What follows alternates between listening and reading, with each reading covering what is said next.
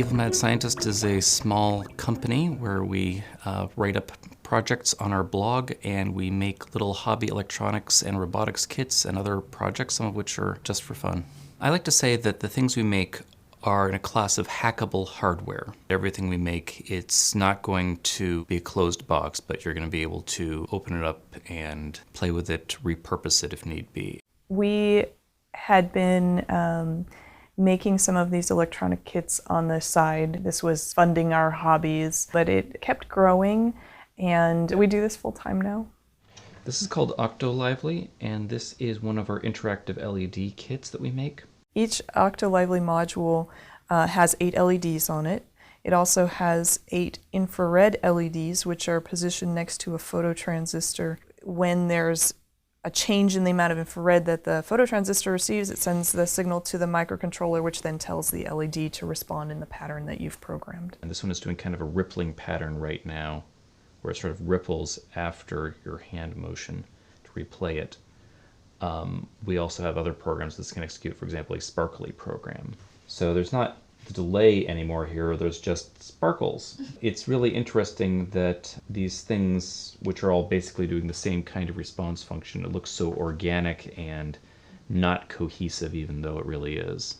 And people use this to make interactive walls and tabletops and bar tops and staircases and things like that. Again, it's very satisfying when someone latches onto one of our ideas like the OctoLively and implements it in a new setting or a new way that we hadn't anticipated.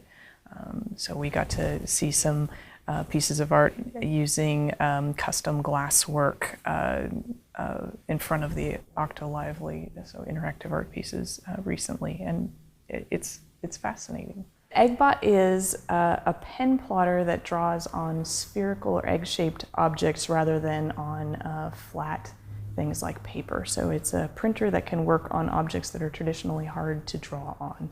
We met Bruce Shapiro, the inventor of the Eggbot, and redesigned it to be manufacturable and user-friendly. You start with a drawing in your computer.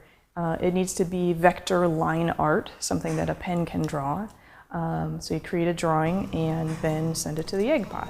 I'm starting with a purple pen. I've got my drawing set up in layers so that I can draw one layer at a time with different colors. So the Eggbot can very precisely draw the same thing again and again. We thought of the Eggbot as a robotics tool, an introduction to robotics and computer numeric controlled tools, but after we released the Eggbot, members of the International Egg Art Guild contacted us asking when we would be releasing an ostrich edition that would fit ostrich and rhea and emu eggs, which was a surprise to us because we had no idea that people drew on ostrich eggs. So there is nothing more exciting than seeing that application you never saw coming, that you provided inspiration for somebody to do something else that you weren't even trying to. That is really cool. And for example, the people carving the flower pots on the Eggbot, or the people painting moss spores with the watercolor bot, these are really neat things.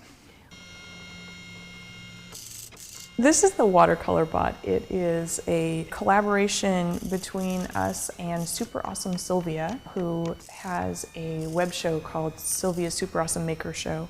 And she wanted to make a watercolor painting robot, and she and her dad contacted us and asked if we would be willing to help her with that. While we were working with her on the design and the prototypes, we realized that this had a much broader appeal than just one entry in a competition, that it would be great to be able to get it out to a wider audience. So we worked with her to bring it out as a product. So this is the watercolor bot. You, similar to the Eggbot, create a design in the computer to have the watercolor bot paint, and it uses the same mechanism as an Etch-a-Sketch to move the carriage that holds the brush in the X and Y axis.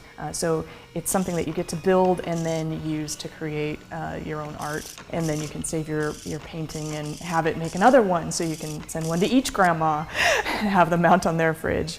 Well, we want to do the things that other people aren't doing. We have printers like our laser printer that produce extraordinarily precise output, and they do exactly what you tell them to, and they will do it for a huge number of pages.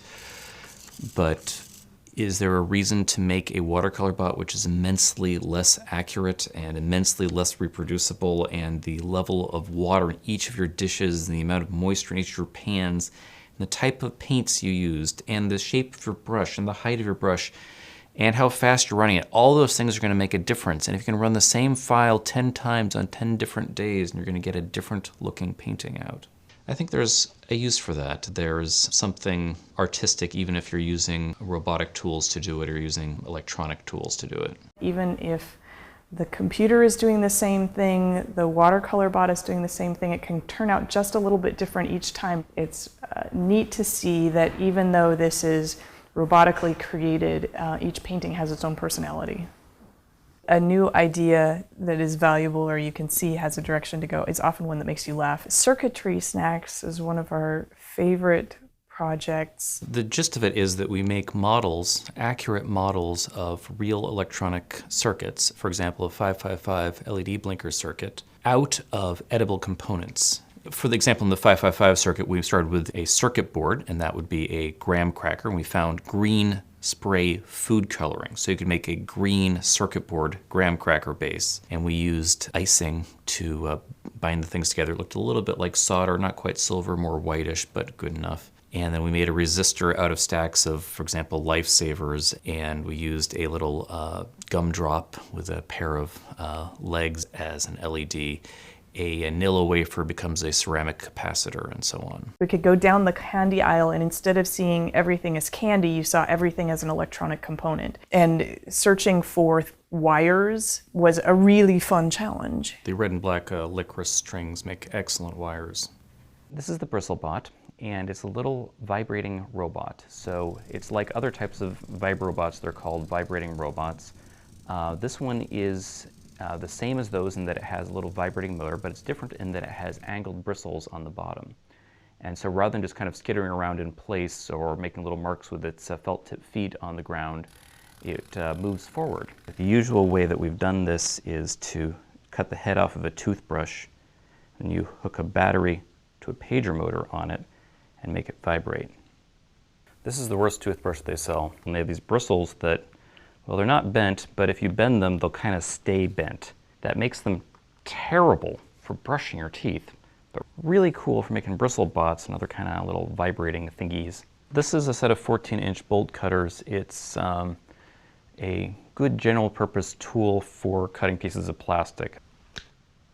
So here's our toothbrush head, and I like to just take a piece of this double-sided foam tape and stick it right to the top of the toothbrush head.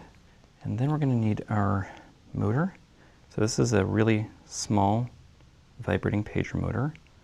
This is about 5 millimeters in diameter, about 0.2 inches.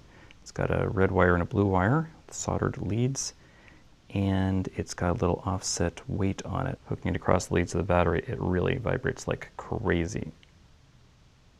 Put the motor on here. Piece of tape to hold down the other end of the